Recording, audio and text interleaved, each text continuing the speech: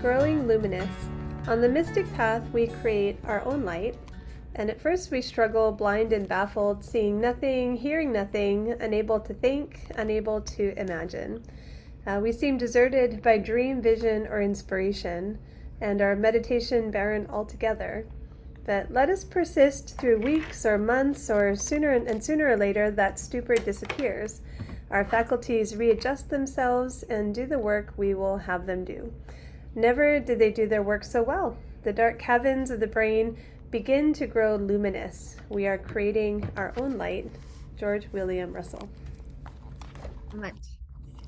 Welcome everyone to Gems from the Wisdom Traditions, a conversation circle sponsored by Still and Moving Center every Saturday afternoon. This is the year that we are celebrating the theme of light on the path. And so we will find many themes about light in different ways.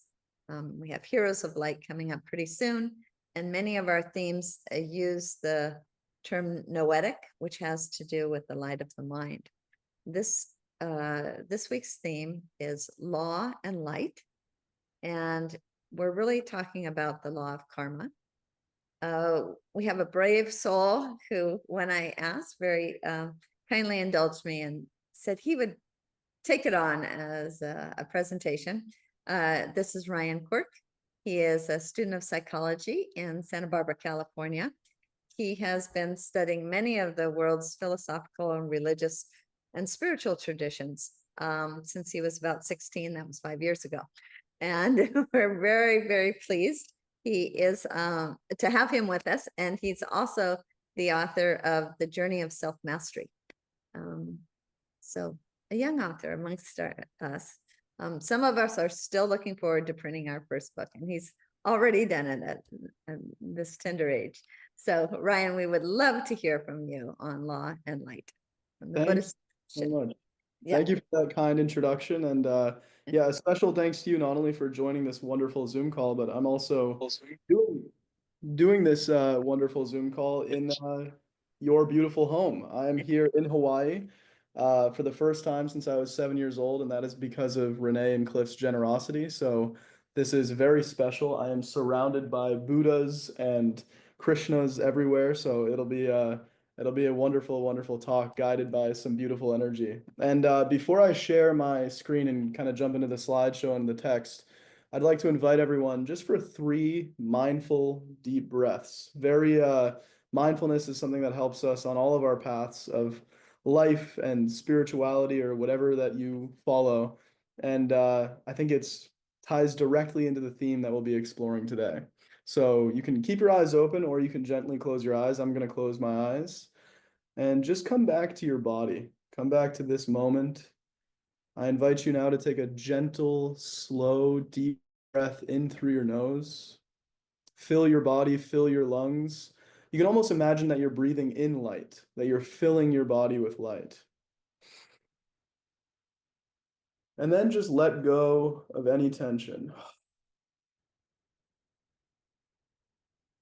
And you can repeat that process 2 more times. And as you do, I invite you now to kind of just put aside, like you'd kind of cast a heavy bag off your shoulders and just drop it to the side of you, of any weight that you might be carrying today. Anything that's been stressful today, maybe errands, screaming children, something I would not know anything about yet because I'm only 20. But anything that you've dealt with today that's been a little stressful, I invite you to drop it to the side and take about 1 or 2 more deep breaths here. Filling your body with light, peace, and love, and letting go. I always say whenever I do that, that's more for me than it is for all of you.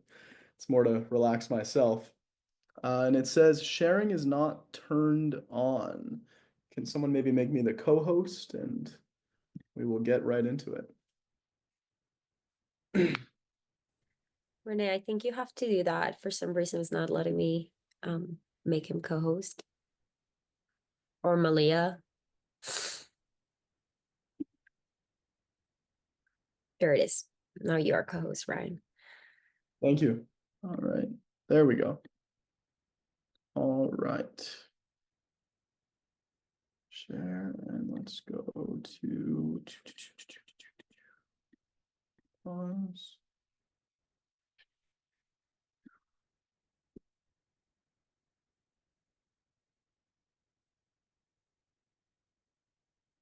Right. Oh, that's the conclusion. Don't look, don't look, don't look. There we go. All right. All right. Let me resume here. It says it's paused. Does it say it's paused on your guys' end? I'm clicking resume here and it's not resuming.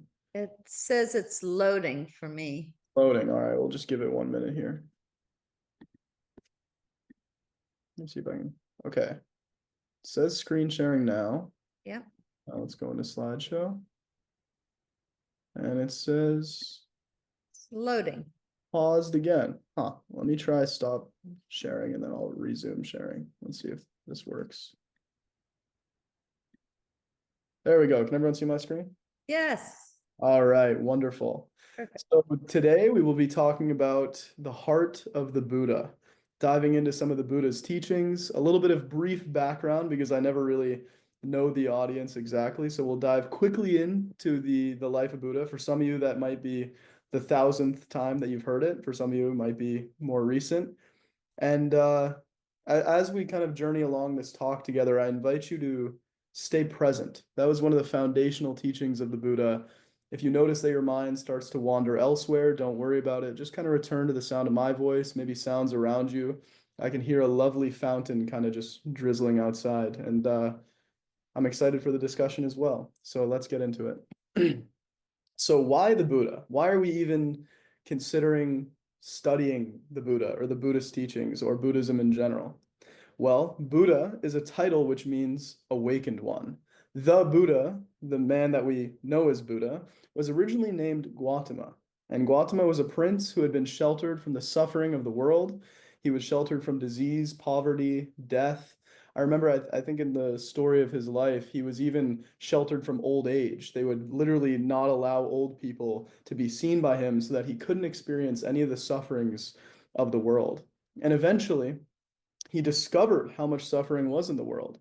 He eventually started to discover that there was such a thing as death, disease, old age, sickness, poverty, and this struck something deep within him. In the same way that when we observe suffering in our own lives, it tends to strike something deep within us. You know, we might be driving or going for a walk and we we might see a homeless person who has a sign asking for food or anything else. Sorry, one more. There was a little bit of distraction outside, and I think we're good. All right, let's continue. So anyways, upon the Buddha discovering about suffering, he wanted to seek on how to end suffering.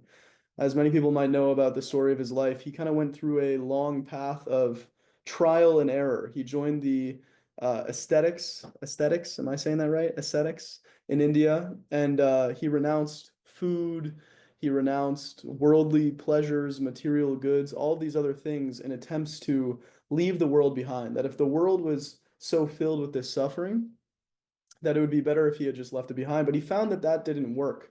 And so he kept searching and kept searching. And eventually, if you know the story of the Buddha, he realized enlightenment or nirvana, which is through his seeking, through his searching, through extensive meditation and his experiences in the world, he realized a way to free oneself from suffering, to correct one's negative karma. And that's something that we'll be exploring extensively today. And through these teachings, he has helped millions, if not billions of people to find the compassion, peace, joy, and love that is within all of us, or as the Buddhists say, our own Buddha nature. Let's continue here. Oh, is nothing popping up here for words? Huh. I don't know why. Okay, I guess it's too a glitch. All right, so what are the foundational teachings of Buddhism and the Buddha? The foundational teachings of Buddhism start with the Four Noble Truths: the truth of suffering, the cause of suffering, the end of suffering, and the path that leads to the end of suffering.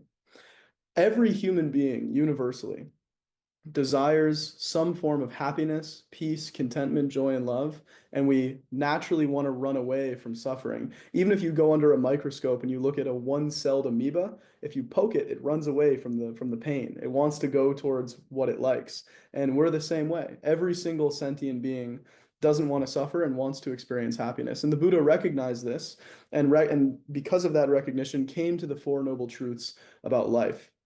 More simply put, as written here, suffering exists, it has a cause, it has an end, and it has a cause to bring about its end.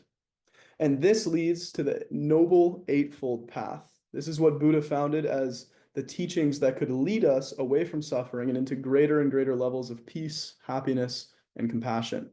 The Noble Eightfold Path, very briefly, consists of right view, right aspiration, right speech, right action, right livelihood, right effort, right mindfulness, and right concentration.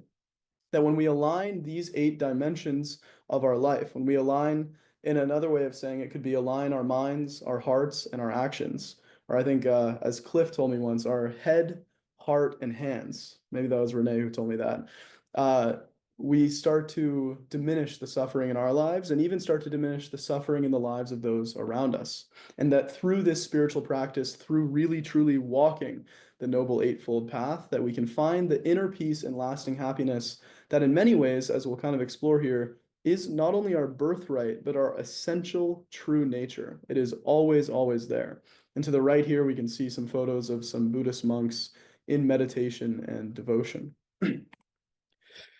Building on these foundational truths, Buddhism recognizes that we live in a world of cause and effect, and that through our free will, we can create good or bad karma in our lives. The word karma sometimes translates directly to action in Sanskrit, that it is not some higher power beyond us, but it is our own free will, our own actions, our own thoughts, our own intentions that begin to shape and create our lives. We can even think about this in the sense of the law of physics, where if I take a ball and I throw it with a certain mass and velocity, through that, the laws of physics, I know where it's going to go. I can kind of project where it's going to go. In the same way, the quality of our thoughts and our actions that we intentionally choose with our free will make up our lives, and that's seen as either good or bad karma. Another part of this in Buddhism also is that karma extends for many lifetimes, as the Buddha discovered that we, all of us, are not only our wonderful human bodies, but we are rays of the divine life, the divine light. And we live not one, but many, many, many lifetimes. And so our actions are not only what we're sowing now, but they will prepare us for future incarnations and are also a lot of what we see in our current life could be from past lives as well. But that doesn't mean that just because we have done wrong in the past or in a past life that we have to suffer for the rest of our lives. Because what Buddha set out for when he laid out the Noble Eightfold Path is that at any point when you're walking on a path, you can always choose to make a turn, to go left, to go right, to choose a new way, to choose the light. You know, there's amazing stories of people who have had near-death experiences, who upon having maybe have lived their lives kind of in the dark, not really focused on good karma or good deeds or virtues, and all of a sudden they have one near-death experience, one moment, one realization, and they're completely changed for the rest of their lives. And that doesn't even have to come through a near-death experience. You don't have to die in order to choose a new way of life. You don't have to go through that kind of experience. That can happen listening to a song, meeting someone for the first time, and all of a sudden our entire lives are changed. So we're not bound to the past and we're not bound to this wheel of karma. We get to choose, we get to decide where we go from here. The point of power lies in the present moment. And a big part of Buddhism as well is that Buddha mentions that all of life is change, and that the reason we suffer is because we're either clinging or grasping to an ever-changing world. In a sense, we are dancing between the fear of what we do not want and desire for what we do want, which creates suffering. And that leading forward from that is the foundational truth that happiness is not by obtaining something from this ever-changing world, but by letting go and trusting that the currents of life know where we need to go. And that when we let go of overthinking, stress, wanting, clinging, and grasping, and we instead focus our minds, hearts, and actions on that which is noble, we become happier.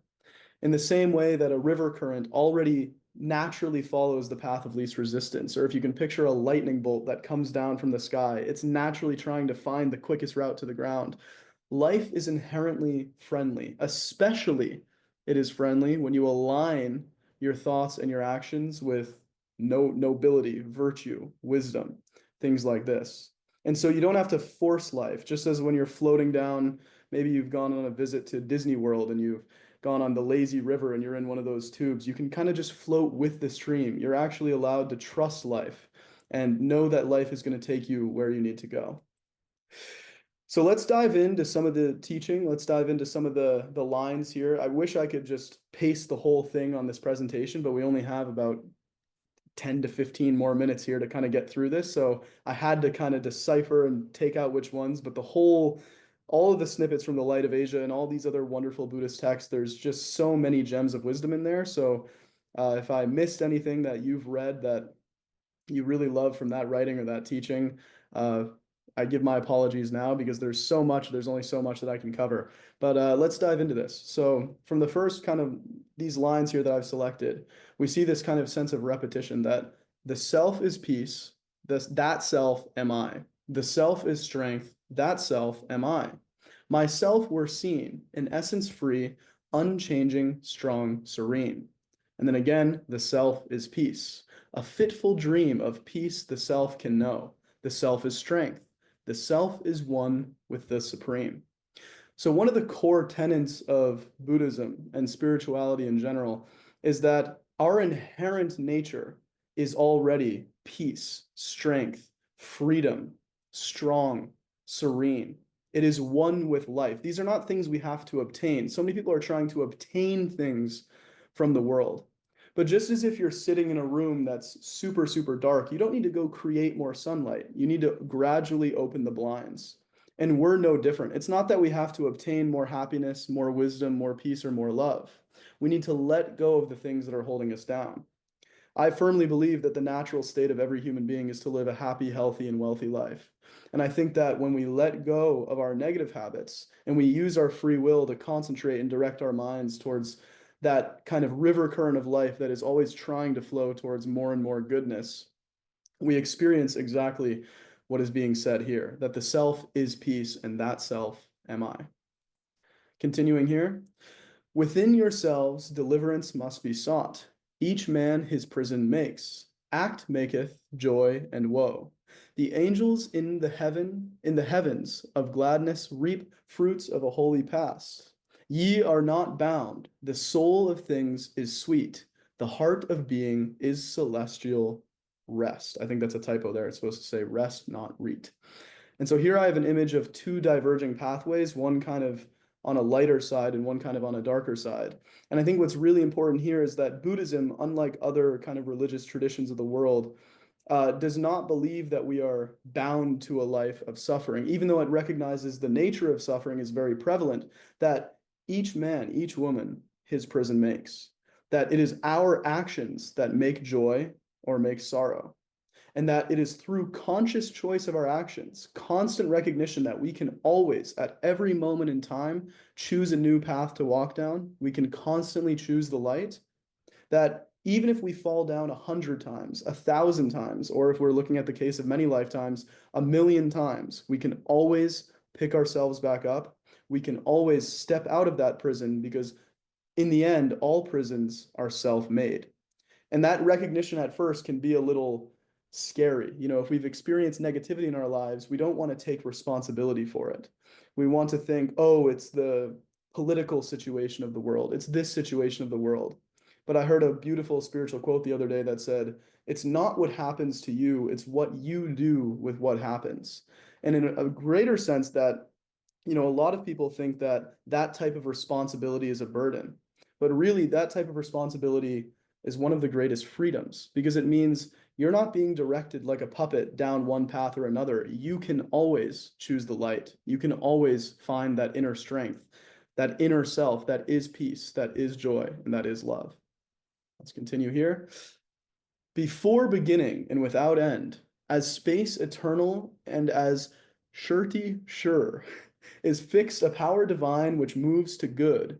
Only its laws endure. This is its working upon the things ye see. The unseen things are more, men's hearts and minds. The thoughts of people and their ways and wills, those too the great law binds.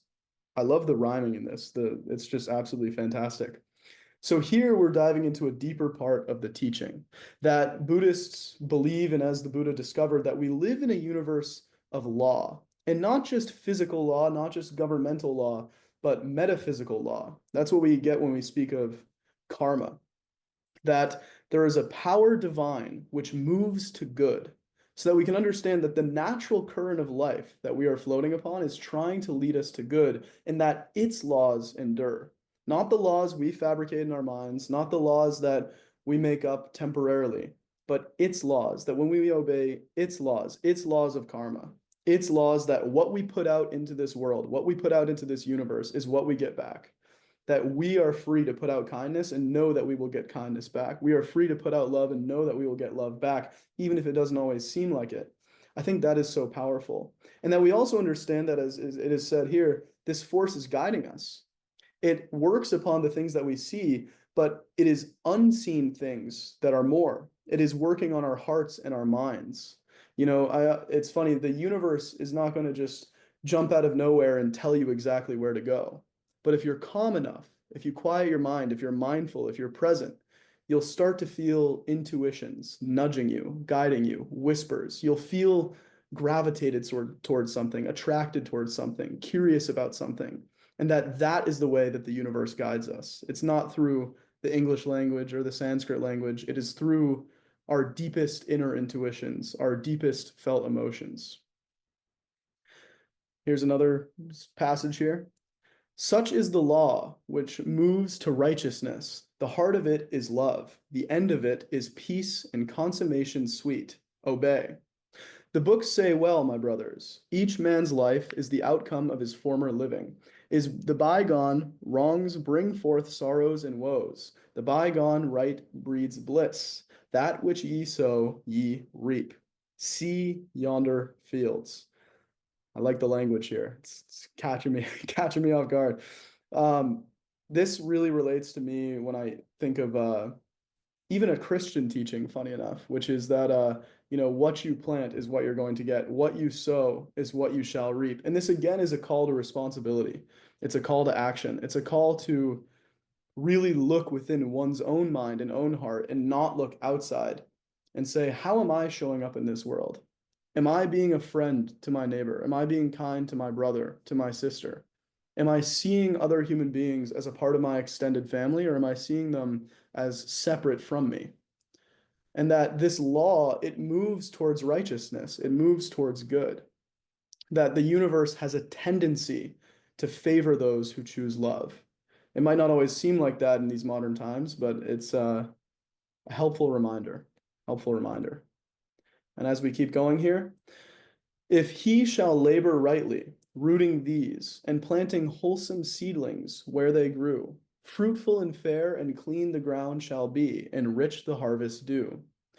And then later on, unto nirvana he is one with life, yet lives not. He is blessed, ceasing to be. Om mani padme om. The dewdrop slips into the shining sea. This is the doctrine of karma. Learn. I have a wonderful photo here of two kids gardening, and I just love, again, this call to action, that if we, through our labor, not only plant new seeds, but I like the image here of rooting things up, that it's not just about planting new things, it's about taking the old things out, looking back and saying, all right, I don't need that anymore. That tendency that I have to get frustrated in traffic, it's not serving me anymore.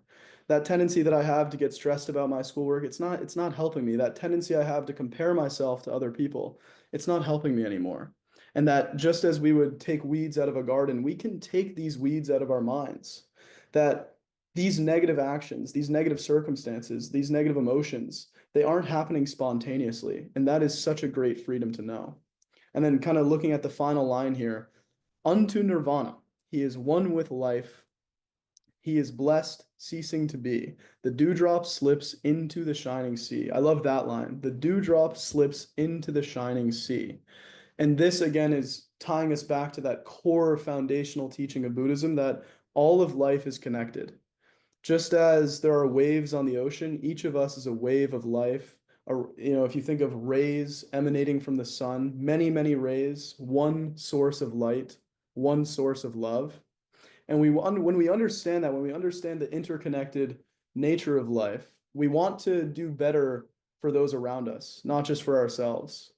I had the privilege of listening to I really cannot pronounce his first name, but a Tibetan Lama under the title Rinpoche the other day here in Hawaii.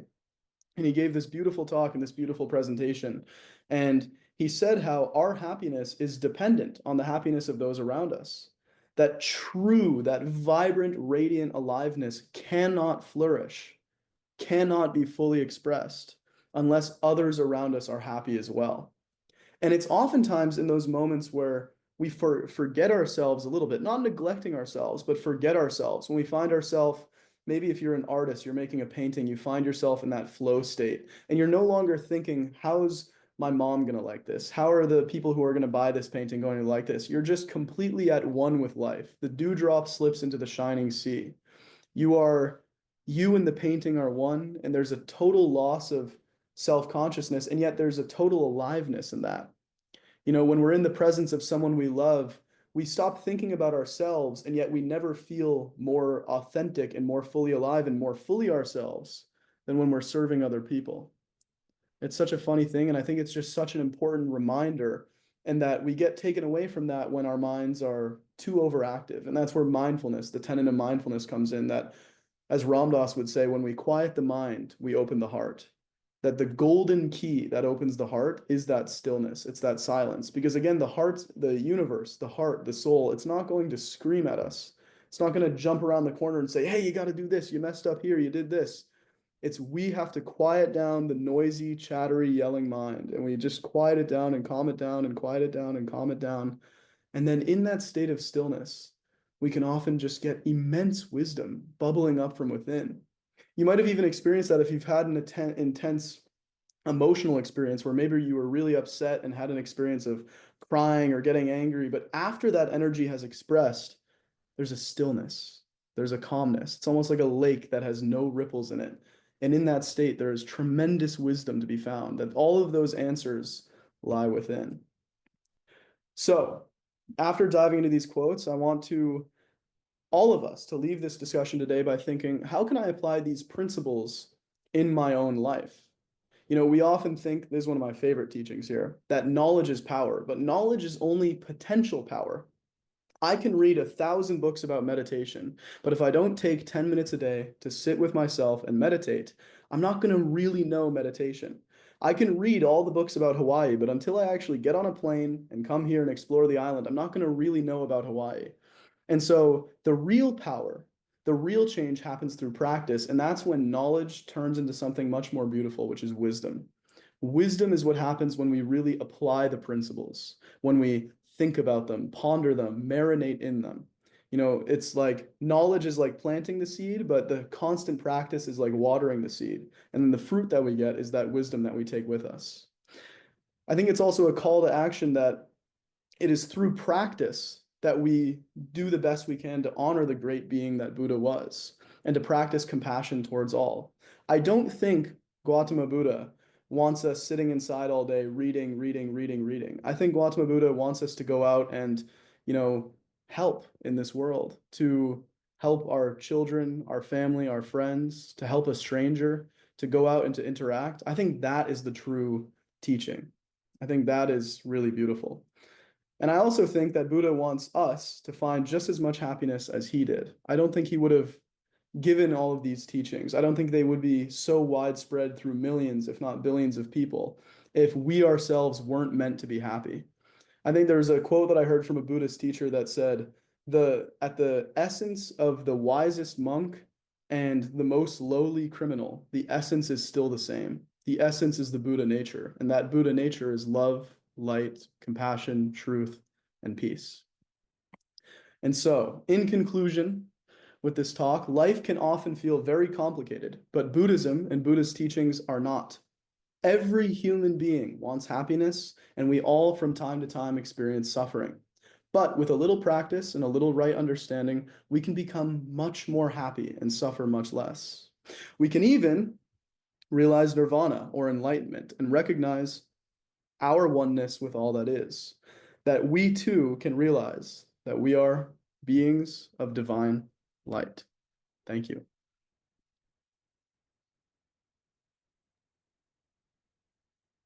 Hey, follow, Ryan. Oh, thanks for taking us down the Buddhist path and giving us a chance to really soak ourselves in the teachings of the Buddha, and in particular these teachings of what sometimes is called the law. And we noticed that our theme in the Still Moving Center Almanac is law and light. I think that so many times for a lot of us, the word law sounds very formal and very narrow and prescribed, and I feel entrapped a little bit sometimes by this word law. So to hook it up with the word light gives a whole different feeling. And I'm wondering amongst those who are participating, if you have any thoughts along these lines, how we could link the words law and light.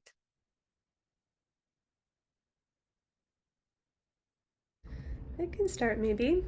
In the Hawaiian language, one of the words for law is kana vai, and vai is water, ka is possessive, and so it can be translated as that which belongs to the water. And so law follows the natural flow of water. Oftentimes, areas of land are demarcated by streams, right? It's a natural boundary that allows us to have some sense of an area. And it doesn't reference light, it references water, but our understanding of law is like a natural law, and we follow water. That's really helpful. Thank you. Let's keep going.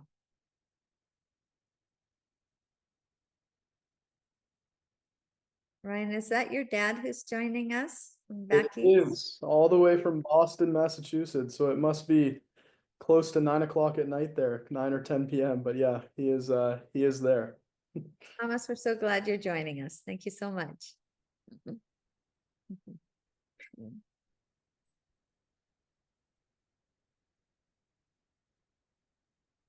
It's difficult on a phone to find the mute. No, I unmuted. It's great talk, Ryan. I'm so glad to be able to listen in. Thank you. Thank you, Dad.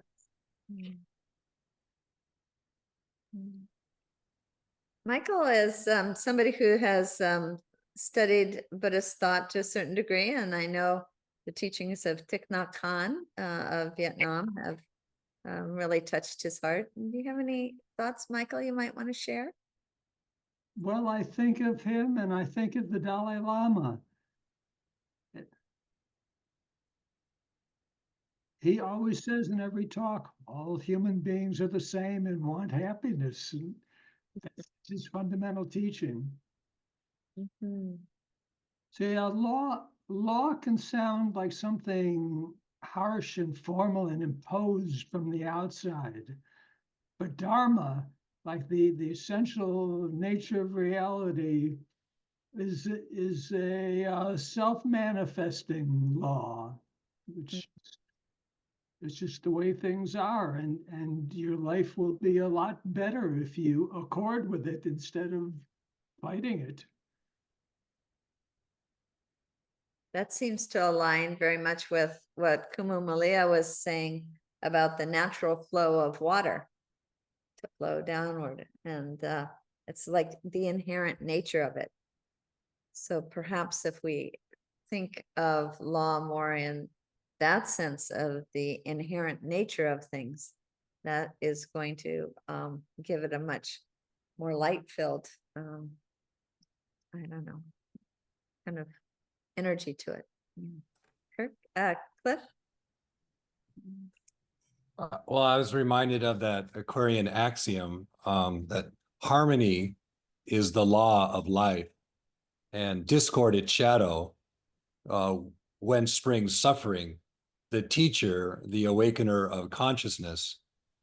So, like what Michael is saying, that normally we think of law, it's kind of like a heavy notion, but harmony is really the fundamental law of all of life, and that harmony is also the law of laws is also compassion.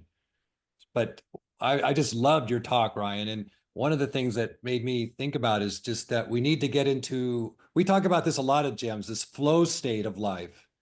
And harmony is not static, it's not order. It has to do with movement, but movement in a mindful way, in a compassionate way, as in a sense of having the sense of unity with all, a sense of sacrifice. All of these things combined together to actually experience this the oneness of life, which is inherently happiness. And so it's just a fully wonderful experience listening to your talk. I really, really enjoyed it. Thank you. Ryan? Thank you for those kind words, Cliff. Going back to the analogy of water, because I think that's such a great analogy. I actually had the good fortune to visit the a beautiful temple today. Renee, can you remind me what it's called again? It's the Temple of the Valley of Temples, or Yeah, it's in the Valley of the Temples. It's called the Bodhin Temple. Bodhian Temple. They have this huge Buddha who is maybe the size of 3 or 4 men standing there, and underneath, kind of around the temple, is this water stream with so many koi fish. But I had this thought when I was walking around there that the water and the stream and the koi fish is so beautiful, but they would be spread out everywhere and chaotic if they didn't have the structure of the groove that the water was filling. If it didn't have the stone brick that it laid to provide the water kind of a clear structure, it would be harder to get around. It wouldn't be as beautiful. And it reminds me of a quote that I actually heard from Matthew McConaughey, the actor, who said that in all of his creative work, he found that creative work and discipline they need to go together. They need each other. That if you're only structured and rigid and disciplined, you don't enjoy the beauty of the water that fills that cup or that container. But if you don't have the cup or the container, you have nothing to shape the water into. And I think that that's how we can kind of think about law, that it's not a imprisoning thing. It's that which gives our lives shape and direction so that we can experience that ecstatic flow state. Yeah. But can you say that that quote from the Aquarian axioms again? Harmony is the law of life. Discord, its shadow. Whence springs suffering, the teacher, the awakener of consciousness. thank you.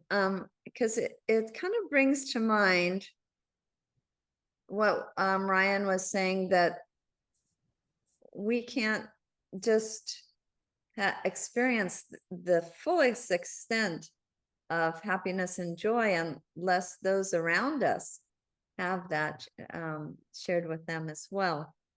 And so I'm thinking about how, if there is a law of cause and effect in the universe, it means that if I make an effort to extend happiness to others, that cause will have its effect.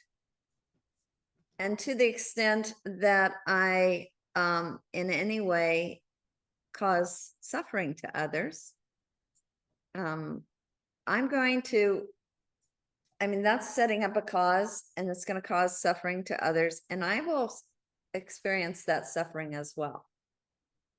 And that suffering will allow me to then re-choose my path. If I didn't have that feedback, I wouldn't know how to, or that I even needed to correct my course. And so the fact that I am, just by this law of cause and effect, getting that feedback, I'm allowed to progress. Because I always want to extend more joy to others, more happiness to others. And that's what the law of cause and effect allows me to do. And so it's kind of like the whole purpose of it, it seems to be an education so that we can be in harmony with the whole. It's so I'm kind of thinking of the law in that way, is that it's providing education to us.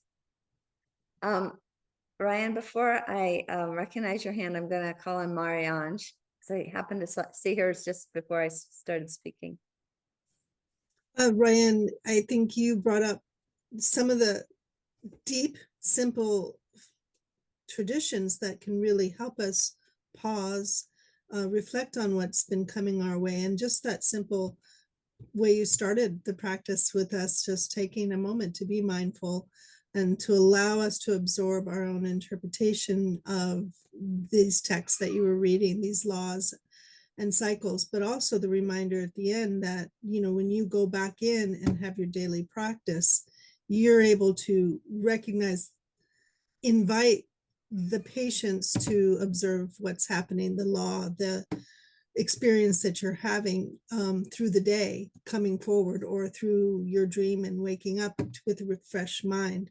So I really think that if we do impart some of this removal of our attachment and aversion through the day, we start seeing that opportunity that Renee was just talking about, where, oh yeah, I've been dealt this experience so that I can correct course and be in the flow of my inner nature. If I've got my bullet list and I've got 1 through 5, I'm going to go be kind. I'm going to go do the right thing. I'm going to have right thought and right speech and everything. I may miss the opportunity to reflect on how the law is serving me and giving me that immediate opportunity to be in my Buddha nature. And so you really spoke about and demonstrated the simplicity even in your story. So it's really encouraging to hear your talk. It's a great reminder. Thank you. Ryan, go ahead. Thank you, Mariange. Yeah, thank you again for that recognition and those kind comments. And I think that's one of the reasons that I'm so attracted to Buddhism, is the absolute simplicity of it. I mean, sometimes, I want to sink my teeth into some philosophy that's complicated and it kind of is like food for my mind. But I find that Buddhism is more like food for my heart. That it's almost so simple that we overlook it, that we need that basic reminder. Even what the Buddha said, people suffer and people want to be happy. And how do we do that? Well, we quiet the mind and we open the heart and we choose to spread kindness instead of fear. I think it was Jim Carrey, I don't know why actors are on my mind today, who also said that every choice in life, I don't know if he was the first one who said it either, but that every choice in life is simply a choice between fear and love. And so I think oftentimes, like, we get overwhelmed and we start to overthink, and we think like, how am I going to structure every moment of my day? At least that's the way I work. And how am I going to plan out my day and get all these things done? But really, we can kind of let go of that and we can just flow gently with life. And it's really just a practice of, at any given moment, saying, what's the next right action? What's the next right thought? I don't need 25 alarm bells on my phone going off, or like every minute of my day blocked out to be able to walk this path that we call life happily and peacefully. It's just a simple, gentle reminder at every given moment, choose love and not fear. What's the next right action? What's the next right thought? Sometimes I'll even write those things down on my hand. Like if I'm running out of the house going to a class, I'll just write it down in my hand. Next right action, next right thought, things like that. And the last thing I'll say is what you reminded me of when you were speaking about that is, I love there was a Zen monk, I forget who he was, who gave the imagery that when one candle light lends its flame to light another candle, or to light 5 candles or 10 candles or 1,000,000 candles, it doesn't lose its original light, but the whole room gets brighter. And so we can think of ourselves as the same way. We're all these little sparks of the divine light, the divine life. And that when we lift one another up, we don't lose energy, we actually gain energy. That's a weird thing. It's kind of the same thing with exercise. You know, you're kind of feeling a little sluggish and you go, I have no energy to go for a walk or to lift some weights right now. But then you do, and you actually feel more rejuvenated after. It's a funny thing. It's a funny thing. It's a good reminder. Indeed.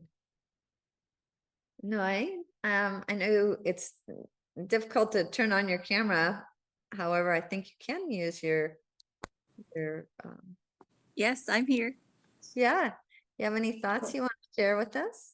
Well, I'm so appreciative of this talk today. Thank you so much, Ryan. And this whole thing took me on this peaceful journey with you guys. And then I thought to myself, this is so powerful, you know, thinking of people in our lives and who we know that may live a little small, and we want to embrace them and take them on the journeys we're on, but we can't, right? But at the same time, it made me ask myself, do I make myself small amongst the people that I love the most? Because of the way I live my life, because I'm very eclectic. I don't have a job per se, you know. I have businesses that I love, and they run on different scales. So people, my family, well, especially my parents, they wonder where I'm at and where am I going to end up. So I kind of appear small, you know, I don't stand in my power. And then I realize that's not helping anybody. So being here with you guys, it's opened me up to just be, and be who I be in whatever moment and whatever capacity. But just I don't know I don't know where to take it, but I hope I'm making some sense here. Kind of reminds me of a song that I sang in a children's choir when I was little. This little light of mine, I'm gonna let it shine. Right. Shine all over the world. And it's like those candles that Ryan was talking about. The more we let our light shine, it's just gonna light more candles up and not diminish ours at all.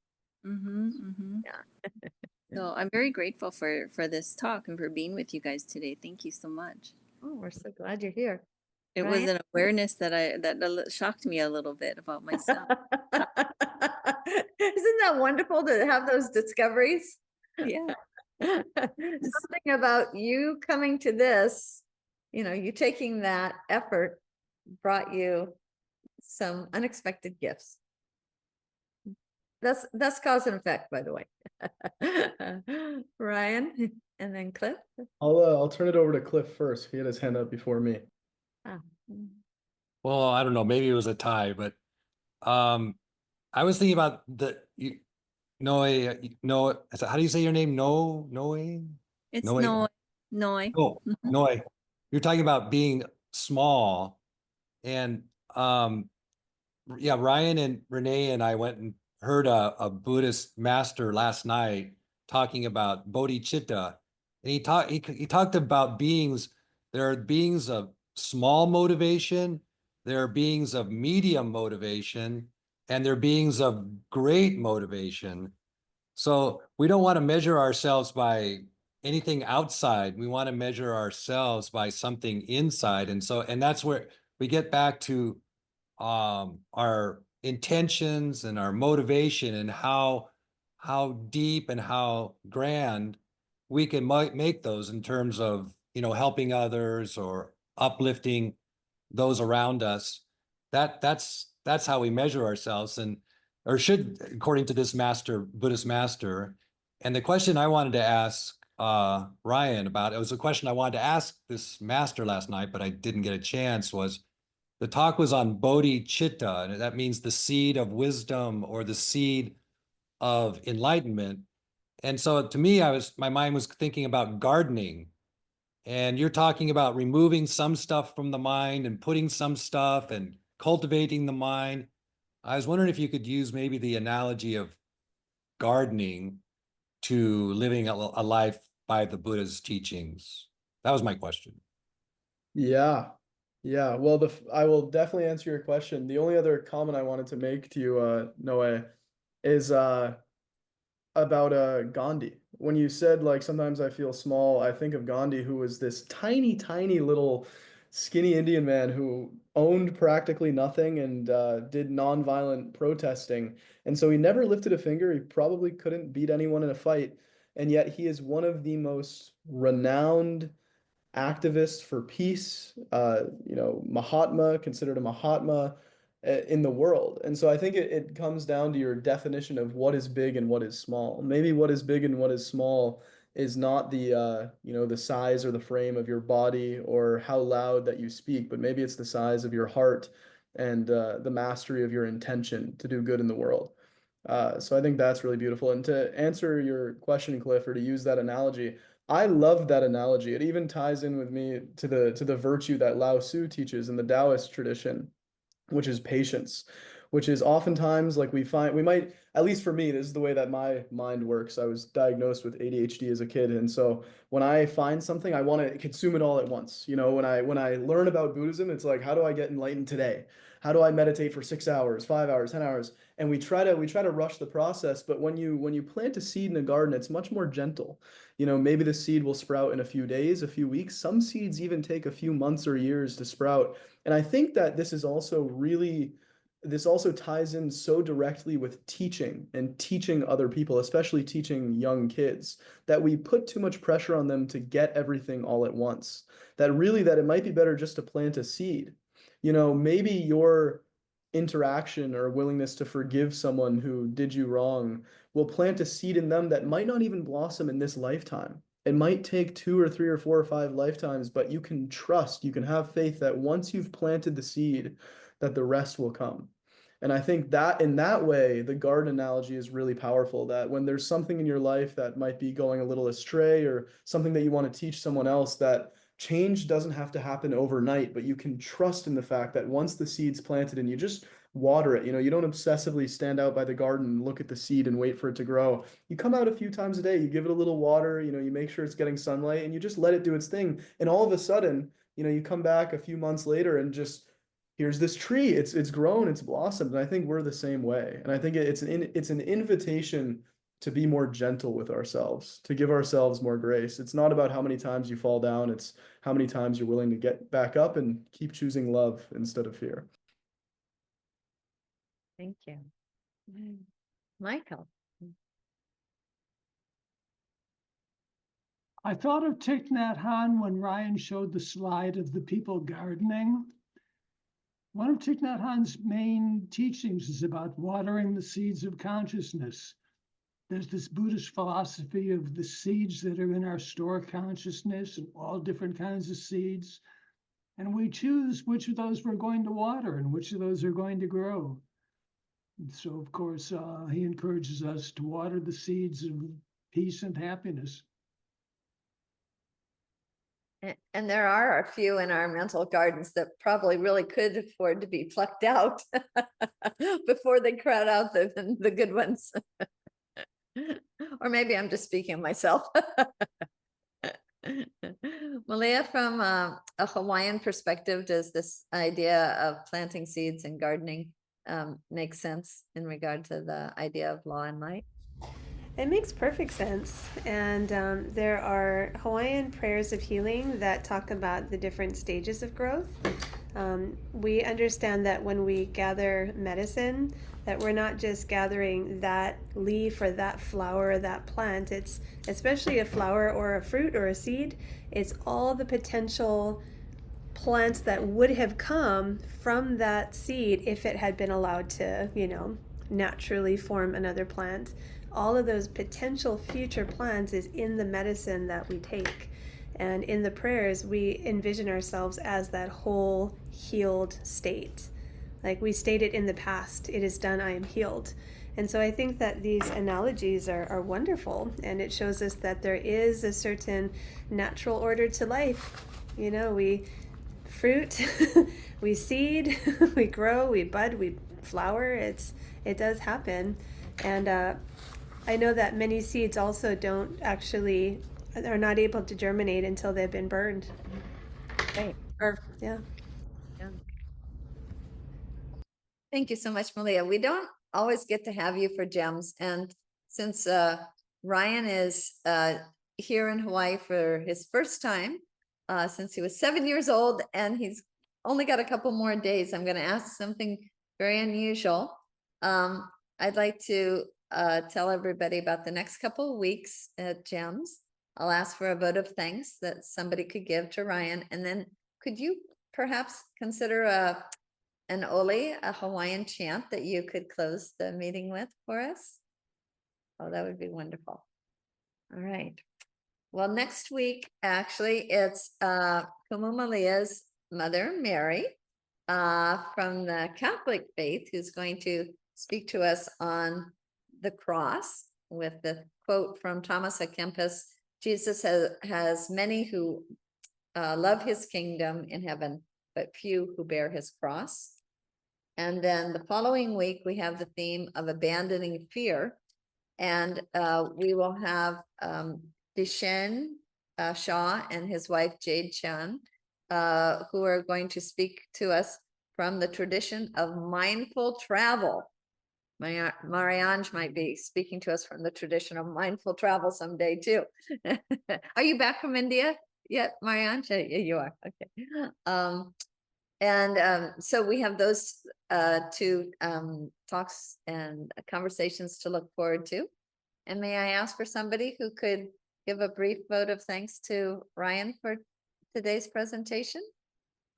I can do it since I didn't talk very much and I did enjoy the conversation. Thank you so much for showing us this beautiful Buddha path in such a beautiful way. The way you speak is so easy to understand, yet so profound and beautiful. And to all of you also who make a comment and plant another seed. Yeah, I love this idea that these teachings are very simple and we make them very complicated. That kind of stayed with me. Like it could be very simple to learn about them and put them in our everyday life and practice them often. And I love how optimistic and positive your talk was and how it brought me to the present moment, to a more positive mindset to, navigate life. So that will stay with me. Thank you so much. Thank you. Thank you, Ryan. And Malia, if you could close us for today, that'd be wonderful. Absolutely. So this is the prayer that I had mentioned earlier. It's a prayer for gathering herbs, and it asks for medicine that the body be healed. And these are all the different stages of growth. And these are all photos I've taken of lehua, which is a native Hawaiian endemic, highly specialized, beautiful plant. And we see here beyond the blooms, but also the fruit and the seeds after those fruits have dried and moved on. So this is Ohiana e La'au. Oh, hang on, let me make sure I've got my original sound on. Okay, okay. Okay, so this is a prayer for gathering medicine. Ihele mai ne awe noia oe ke akua.